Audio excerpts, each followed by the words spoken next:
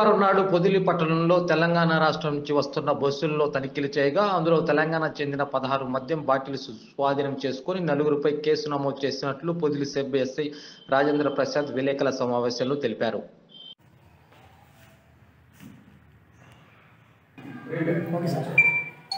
ఈరోజు SCB joint collector మరియు enforcement superintendent Ongole వారి ఆదేశాల మేరకు నేను మా సిబ్బంది మరియు పొదిలి పోలీస్ ఎస్ఐ గారు వారి సిబ్బందితో వెళ్ళి హైదరాబాద్ నుంచి వచ్చే బస్సులు తనిఖీ చేయగా 4 వ్యక్తుల నుండి 16 బాటిల్ స్వాధీనం చేసుకొని కేసు రాసి దర్యాప్తు